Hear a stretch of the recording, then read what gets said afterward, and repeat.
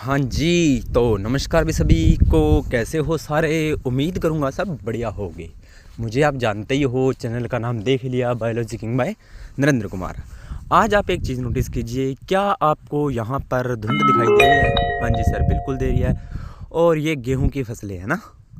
तो आपने ना पुराने बुजुर्गों से या अपने घरों में जो खेती करते हैं उनसे सुना होगा कि जब धुंध आ जाए तो फसल बढ़िया हो जाए, अपने कणक बढ़िया हो जाए। गेहूं को कणक बोलते हैं बागड़ी भाषा में।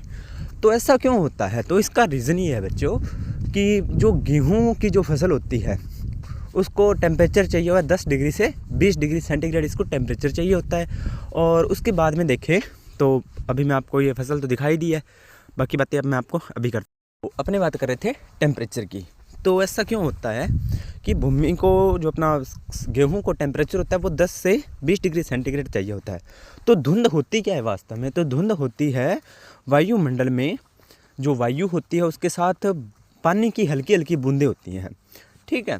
तो वो धुंध आती है, तो जिससे क्या होता है, भूमि का अपने जो वायुमंडल का टेम्परेचर होता है वो नॉर्मल रहता है, यानी कि ठंड बहुत ज़्यादा नहीं होती धुंध आने पर।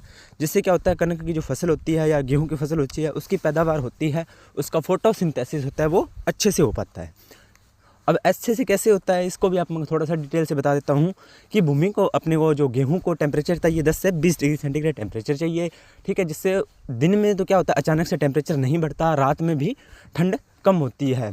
तो धुंध ज़्यादा भी नहीं होनी चाहिए, अगर ज़्यादा धुंध आती है तो भी फसल ख़राब होती है। तो पूरा इसका कैलकुलेशन ये निकलता है कि जो धुंध होती है उसमें गेहूं की पैदावार अच्छी होती है, क्योंकि टेम्परेचर मेंटेन रहता है और फोटोसिंथेसिस होता है वो अच्छा होता है, जो गेहूं के बराबर होता है। जो गेहूं में पोषक तत्व होते हैं वो अच्छे से आ पाते हैं, गेहूं की फसल होती है वो अच्छे से होती है। मेनली टेम्परेचर इसका रीज़न, और दूसरा जो इसमें सर्दी होती है वो ज़्यादा मेंटेन रहती है। वायुमंडल जो ज़्यादा सर्दी आती है उसको धुंध होती है वो रोक लेती है, और भूमि को इसको ज़्यादा सिंचाई की भी ज़रूरत नहीं पड़ती, क्योंकि वो नमी, अतिरिक्त नमी प्रदान करती है गेहूं की फसल को, ठीक है। उम्मीद करता हूँ आपको जानकारी अच्छी लगी होगी। तो अगर अच्छी लगी हो तो चैनल को लाइक करना, शेयर करना, कमेंट करना, और फिर भी कोई अगर आपको डाउट हो तो कमेंट सेक्शन में आकर मुझे बता देना। मिलते हैं नेक्स्ट वीडियो के अंदर, तब तक आप सभी का धन्यवाद।